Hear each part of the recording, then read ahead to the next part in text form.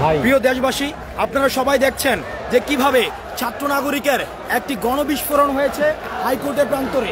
কিভাবে একটি গণবিস্ফোরণ হয়েছে আমরা দেখেছি যে আমরা আজকে আমাদের যে ছাত্র নাগরিকের অংশগ্রহণের মধ্য দিয়ে যে একটি সফল বিপ্লব হয়েছে, এই সফল বিপ্লবটিকে প্রশ্নবিদ্ধ করার জন্য আমরা দেখেছি যেই প্রধান বিচারপতি পালিয়ে গিয়েছে, সেই পালানো বিচারপতি ডিজিটাল কু করার চেষ্টা করেছে। আমরা এই ডিজিটাল কুকে আমরা রুখে দিতে চাই। আমরা বাংলাদেশের প্রত্যেকটি ছাত্র নাগরিককে আহ্বান জানাবো, যতক্ষণ না পর্যন্ত আর মাত্র ৪৫ মিনিট সময় রয়েছে, এই ৪৫ মিনিটের মধ্যে প্রধান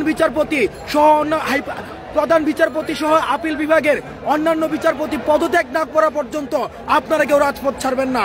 আমরা স্পষ্ট করতে চাই, আমাদের ছাত্র নাগরিকের যে গণ অভ্যুত্থানটি সফল হয়েছে সেটি হচ্ছে সেটি হচ্ছে প্রাথমিক পর্যায়ে। সেটির চূড়ান্ত পর্যায়ে আমাদের অর্জন করতে হলে প্রধান বিচারপতি যিনি হচ্ছেন ফ্যাসিস্ট যেই শাসন কাঠামোর একটি অংশ, এই ফ্যাসিস্ট কাঠামোটি যদি আমরা বিলুপ করতে না পারি, আমাদের প্রধান বিচারপতি সহ আপিল বিভাগের অন্যান্য বিচারপতিকে যদি আমরা সমূল উৎপাটন করতে না পারি, তাহলে খুনি শেখ হাসিনার যে ফ্যাসিস্ট কাঠামোটি রয়েছে সেই ফ্যাসিস্ট কাঠামোটির সমূল উৎপাটন হবে না। সেজন্য আপনাদের প্রতি আহ্বান থাকবে, আপনারা আপনাদের যার যার নিজস্ব জেলায় যে জজ কোর্ট রয়েছে এই জজ কোর্ট ঘেরাও করুন, এবং যারা ঢাকাবাসী রয়েছেন আপনারা হাইকোর্ট অভিমুখে আপনারা লং মার্চ কর্মসূচি পালন করুন। এবং আজকে এই যে আমাদের সুপ্রিম কোর্টে ছাত্র এবং নাগরিকের অংশগ্রহণে লুকারণ্য হচ্ছে, আমরা প্রধান বিচারপতিকে এবং আপিল বিভাগের অন্যান্য বিচারপতিদেরকে আমরা সাবধান করে দিতে চাই, আপনারা ছাত্র নাগরিকের এই পালস নিয়ে আপনারা খেলবেন না, পিলু পাসিং আপনারা করবেন না। আপনারা স্বৈরতন্ত্রকে ছাত্র নাগরিক হটিয়েছে এবং স্বৈরতন্ত্রের আপনারা যে এক্সটেন্ডেড ভার্সন, এই এক্সটেন্ডেড ভার্সনকে আপনারা ছাত্র নাগরিক দেশ থেকে হটাবো। আর মাত্র ৪০ মিনিট সময় রয়েছে, এই ৪০ মিনিট সময়ের মধ্যে যদি আপনারা পদত্যাগ না করেন তাহলে আপনাদের বাসভবন ঘেরাও করা হবে। কাকরাইলে বিচারপতিদের যে বাসভবনটি রয়েছে সেটিকে ঘেরাও করা হবে। সুতরাং এখন সবাই হাইকোর্ট অভিমুখে আপনারা লং মার্চ করুন। হাইকোর্ট অভিমুখে ঢাকাবাসী যারা রয়েছেন আপনারা সবাই হাইকোর্ট অভিমুখে লং মার্চ করুন। আমরা কিছুক্ষণের মধ্যেই আমাদের বেঁধে দেওয়া টাইমের মধ্যে যদি প্রধান বিচারপতি সহ আপিল বিভাগের অন্যান্য বিচারপতি পদত্যাগ না করে, তাহলে আমরা যে কাকরাইলে যে বাসভবনটি রয়েছে বিচারপতিদের বাসভবন, সেই বাসভবনটি আমরা ঘেরাও করব। আমরা ছাত্র নাগরিকের যে গণবিস্ফোরণ, এই গণবিস্ফোরণটি গণভবন বিস্ফোরণের মধ্যে আপনারা দেখেছেন।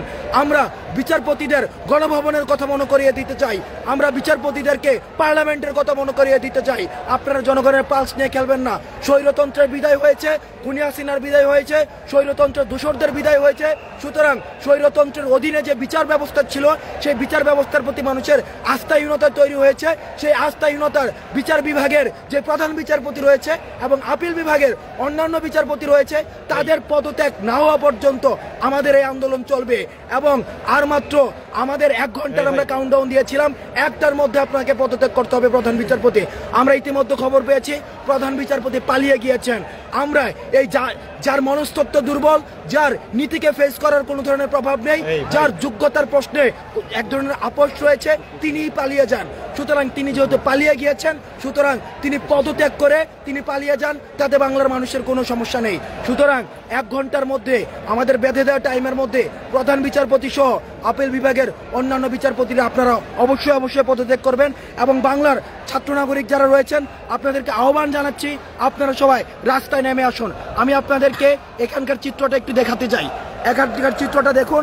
আমি এই পাশ থেকে হচ্ছে আমি লাইভটি করেছিলাম। এই পাশ থেকে দেখুন ছাত্র নাগরিকের কি ধরনের অংশগ্রহণ।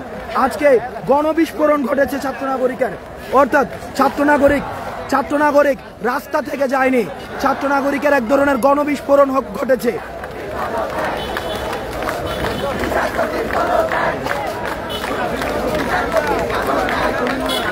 ছাত্র নাগরিকের গণবিস্ফোরণ ঘটেছে প্রধানমন্ত্রীর বাসভবন।